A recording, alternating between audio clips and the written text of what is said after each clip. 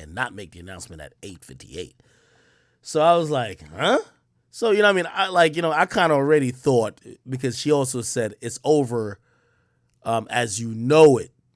You know what I mean? Clearly meant she was leaving. I salute Angela Yee because I want to see how she's going to go ahead and take on whatever challenge she's going to take on. Let me be very clear. I like Angela Yee. I think she's really dope. I think there's a lane that she's always. I think she's actually birthed the lane for certain type of lewd talk within like podcasts or even radio. But let's be very honest. When it comes to the Breakfast Club, Angela Yee was a topping. Okay, it's Charlamagne's show. We all know this. You get me? It's Charlamagne show. So when Angela Yee says she's leaving, I think people are like, okay, like what the fuck does that?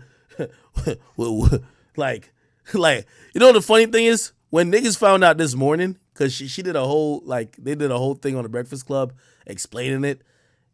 Half of the niggas was clapping, and half of the niggas was like, okay, listen, this is what they did. So yes, so this is really exciting, but this is something that I've been wanting to do for years now, since way before the pandemic. I had actually sat down with our big boss, Thea, and I was telling her, like, look, I really want to have my own show. I have my podcast, Lip Service, and I was thinking I would be able to get something like a weekend situation, one day ease into having my own show again. I did come from Sirius, where I had the morning after with Angela Yee, and then came here. And so it's always been a goal of mine to have that. And so I thought I would still be on here and then do that show as well. But years later, they approached me up here at iHeart. Thea had to sit down with me and told me that they are going to give me my very own show. And so part of that is I wasn't sure what was happening when she first told me, but I am going to be leaving the Breakfast Club. You guys obviously will continue on. And so, yes, so this is really... All right, people.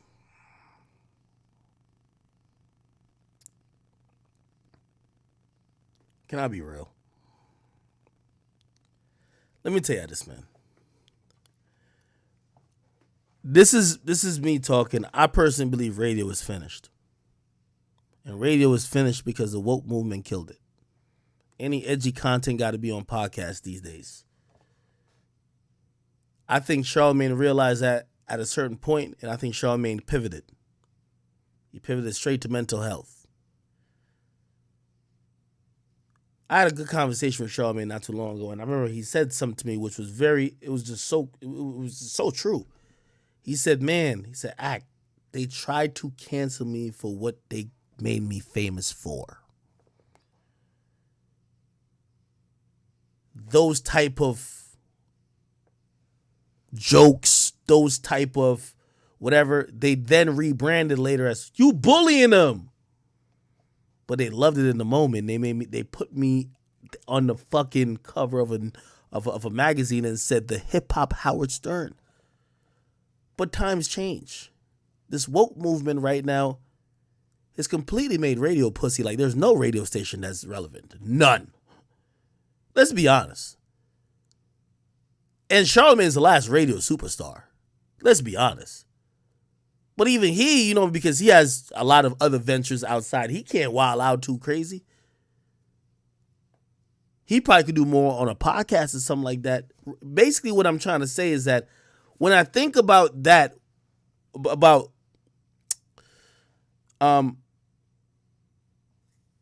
Angela Yee's next move, by the way, I think Angela Yee is a fine radio personality in the sense of, I remember Lip Service back in the day. I don't know if it was called Lip Service. It was something after dark. I forgot what it was called.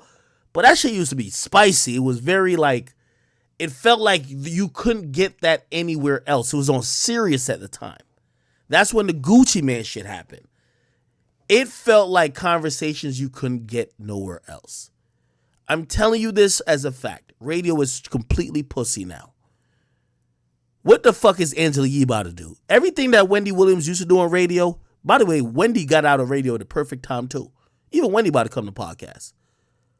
Because Wendy couldn't be that edgy no more. They canceled all that shit. They told all of them to shut the fuck up and press the button and play the songs. They killed personalities. They stopped investing in making these people super jocks. I remember when I was a kid listening to people like, you know, whether it was Star and Buckwild or shit, even Ed Lover in the Morning or shit, even Miss Jones and shit. There was a time that I was going like high school listening to motherfucking Joe Button on the fucking radio. I don't know why he was on that bitch. But he was good. Radio is completely clapped. Now, the Breakfast Club is definitely an establishment, one of the best and the biggest and the longest running. I'll go even beyond saying a morning show platforms. So I give them all the credit and all the flowers they deserve. But let's be clear. That was Charlamagne's show. He has a great brand. He can do whatever he wants. I wish Angela Yee the best, but I don't see whatever she finna do making no type of wave. I'm going to keep it a beam with y'all. And what I mean by that is that I don't think she's not talented. I just don't think iHeart or anybody in the radio business will really give her that leeway. Angela Yee a spicy chick, but y'all got to let her rock. That's why I thought Sirius was good for her. I gotta let somebody like Angela Yee rock. You see that interview that Kevin Gates did with Carisha? Man, that's some Angela Yee shit. Angela Yee gonna be telling Angela Yee gonna get to the nitty gritty about how that nigga like his tongue in a bitch's ass. Real talk, that's how we do. That's how she do. Like that's her thing. But is iHeart about to let that get played on their radio airwaves, bro? Hell to the fucking no. That's one thing that podcasts have liberated me from. Because when you go into some of these companies, bro, like, well, all these companies are about selling ads, but sometimes you get into their bureaucracies where it's impossible for you to be you. You being you is now toxic. You being you is now, you know, like interfering with some Me Too agenda. You being you is now considered bullying. You being you is just dated. But such is the case. I remember when Charlamagne got on, people used to be like, damn, I wonder if Charlamagne gonna go as hard as Star. You know what later I realized? Man, Charlamagne could have never went like Star. Star was wildin'. But what Star was doing at the time when he did it was up to par with what was expected. Now I'm trying to tell you that radio has basically eliminated the personalities. I think when it comes to radio content, iHeart's about to get to the point where they're about to try to do what MTV did. They're going to keep the Breakfast Club and just try to make a bunch of other shows and then just keep replacing them.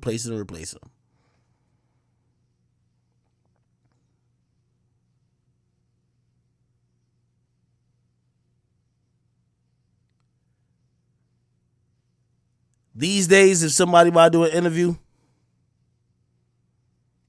shit, if they pop on that Drink Champs, $1 million worth of game, or even shit, off the record, like, you know, that shit about to be raw. It just feels different. Radio just feels different. Also, I'm going to keep it real, is the technology just advanced. There was a time where the aux cord just wasn't that popular. Even though it was, but not this popular as we are right now. When I hear the radio, it's like I'm hearing an ad. I quickly cut my Bluetooth on and I connect my phone and I start playing from my own playlist on Spotify. Y'all tell me if y'all listen to the radio. Only time I listen to the radio is when my phone dead. Now, these ain't indictments on the people who work at radio. And by the way, I'm not encouraging or saying none of them should leave because I think all these people have worked to build a great brand at radio. I think Angela Yee is doing the good thing. Get your check from these niggas. You put a lot of blood, sweat, and tears. You took a lot of headache from iHeart to make the Breakfast Club. Yo, get your shit and do it as long as it lasts. Now, I'm only talking impact-wise. It's all about impact. It's all about impact, people. Because sometimes the check will come, but the impact won't be there. Everybody they had me trending. They were hoping for me to comment on it and say, Ak, when you going to talk about these niggas breaking up? Them two bozos, Desus and Mero, broke up. Niggas was never funny from the get-go. Them niggas was just cooning for the white man all the time, man. Them niggas there was never really them niggas, bro. Let's just keep it a buck. But you know what, though? They did find some people who found them funny until they signed the biggest check of their life, which was with Showtime, and the funniness went away. That just wasn't a platform niggas consuming shit on. If they was on just a podcast on everybody's platform, maybe they should be still rocking. When it was on Vice, people were consuming it a little bit more. You went to Showtime, my niggas stopped listening. Now y'all beefing with each other because one nigga probably big nigga and the other nigga like, bro, I'm carrying you, the other nigga getting his feelings. Yeah, y'all shit's a rap. That's how it go. Let's just keep it 100. The platform's done changed. Everything they all clown me for. I remember them two bozos sat up on Showtime. And by the way, they both don't got more millions than me. That's facts. But I remember they tried to sit up there and try to shit on me. And the whole culture was trying to laugh with them bozos at me. I remember that. Oh, yeah, they're winning. Winning how, fool? How could they be winning when I seen every Breakfast Club interview go up on YouTube when I've been dominating YouTube? I seen everybody getting their platforms on YouTube and the platforms I'm on. I remember they sat up on that fucking dumbass show. They say, yo, this nigga's on Twitch. Well, look up now. Let's see who's on Twitch. Everybody's trying to get on this bitch. Complex got to deal with Twitch. Vice tried to get at Twitch. Everybody trying to get at Twitch.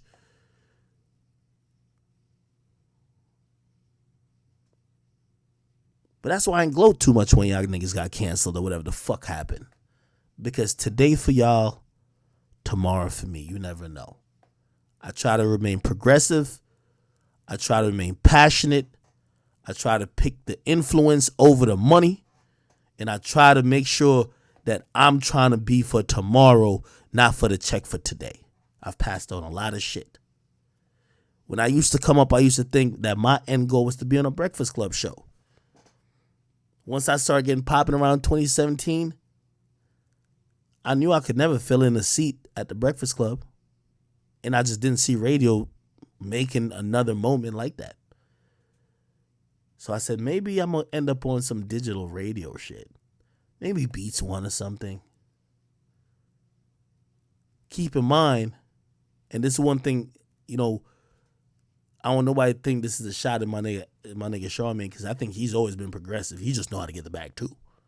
Because Charmaine told me in 2015. 2015? Like 2015, he said, yo, Ak, do this podcast. He wanted me to do a podcast. I didn't get it then. I said, nah. 2017, I said, Complex came. I hopped on Complex. Joe came. He said, Ak, do this podcast. I said, nah. 2021, I did do it. So I ain't going to say I'm always first or leading on everything. I've been the first and led on a couple of things, and I'm proud of those things. But this is why I look at radio and I'm like, man, salute to those giants who did their thing. And salute to Angela Yee. Keep getting your bag. Only thing I would say to her, whatever you're doing with iHeart's out of gas. Like they puffing and wheezing. Like, yeah, they got asthma. Nah, that ain't it. Whatever you got on your own shit that you be spicing up, that's it. I think the same with Charlamagne. You feel me? Anyway, congrats to Yee. I just think that iHeart's out of steam, man. I look at radio these days. They ain't one radio. Yo, there was a time, I'm telling you in real rap, I used to wake up and I used to listen to like the abridged version of the Breakfast Club. And I ain't trying to make this about like, oh, I think the Breakfast Club and whatever, but that's what's radio. We used to listen to radio. Nigga, radio we don't listen to no more. We listen to podcasts. We ain't listen to nothing where you can't curse. We ain't listen to nothing that's super professional no more, nigga. We rather listen to DC Young Fly and his two homies on the stage just cracking up all day. We rather listen to motherfucking Nori drunk as a motherfucker just pouring shots all fucking day. Nigga, we rather, if y'all know how Nori and Wallow give it up, them niggas came to my studio to shoot, when we did the shit, probably at like 1 point something million views. Nigga came in one white boy and a fucking like suitcase nigga and set the whole podcast up just like that. They ain't need no big studio. That warmed my heart. I'm gonna tell you why. Cause I remember I thought that you needed a big studio in Times Square for niggas to take you serious, not realizing that ain't what people want. People just want good content. And I remember when I used to be making YouTube videos out of the back of my Mazda 3, and I was lying to my audience like I was in a radio station because I thought if I told them the truth, like, bro, I don't got no big studio right now. I'm just in the back of my car. I thought they would just say, man, fuck that nigga. We gonna listen to the professionals. You know what shit done turn into now? Any nigga with a mic. It could be a Yeti mic. Could be one of these. Could be a Shure SM7B. You could get whatever, man. Just do your thing. Be entertaining. Be insightful. Be enlightening. Be entertaining. And good things will happen. I love that.